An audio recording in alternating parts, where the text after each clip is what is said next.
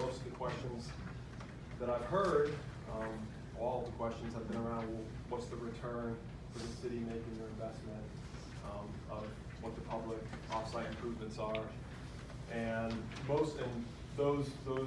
that return really is generated by two revenue streams. And if you can start on the smaller of the two pages, and those two revenue streams are income tax and property tax revenue.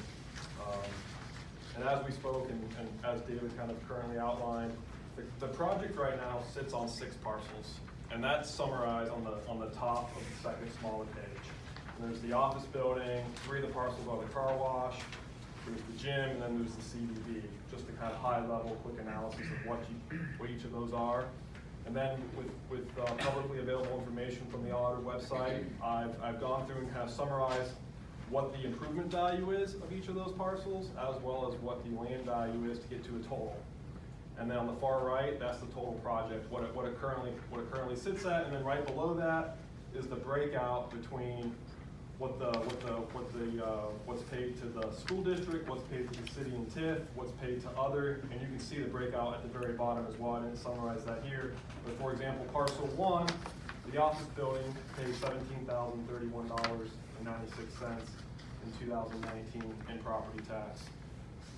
Then summarize that all the way on the right, you can see that these 6 parcels for 2019 have paid $70,334.58, of which 13,456 of that is the city's portion, the city and the TIF's portion. Yes, sir? You said these were 2019 for the entire year on this, correct? Yes, Not sir. just the 6 months. Correct.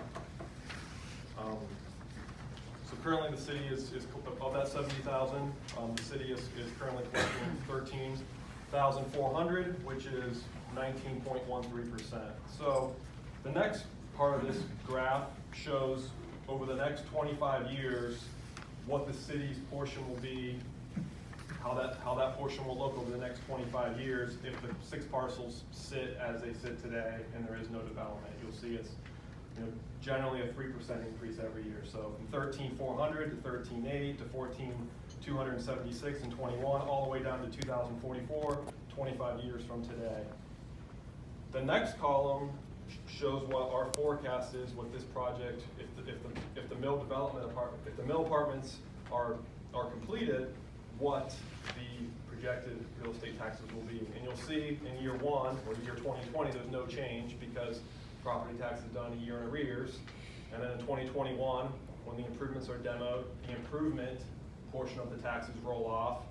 And then we'll enter the 15-year tax abatement that we've been talking about the last 30, 45 minutes.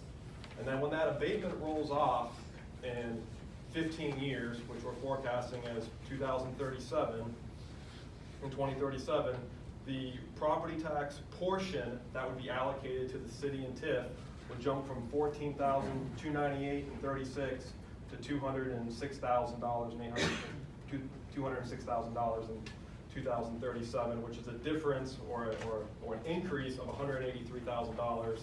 And then from there, it just windfalls. So, I know Mr. Schnetzer made an analogy last time we were here relative to kind of a 401k type of, you store a little bit away each year for the big payoff when you retire. We like to think of it as this one. There's some value given to the developer with then it coming back when the abatement runs off in 2037. And you'll see that and that's the property tax piece of it, and that just pulls forward to the first page. The second revenue stream is income tax revenue, and that's broken out into 3 segments. It is construction labor, which you'll see in 2020 and 2021, and you'll see that we're just taking, we're making some assumptions here that 20% of the 22 million. That's this one. Yes, sir. At the bottom, yes. At 2.5%, which is the new tax rate of Gahanna, and you'll see $55,000 in 2020 and 2021. And then from a property operations standpoint, you'll see what we're expecting to staff this property with from a leasing and maintenance standpoint, people that will actually be on site at the project, what we expect their income levels to be, times the 2.5%. Excuse me, sorry. Just for clarity, with these construction and leasing and maintenance staff, are you assuming that they are or are not Gahanna residents? I'm assuming are not Gahanna residents because they'll live to a 9% tax rate. Correct, correct. And would that be the same question, I guess, for a resident type?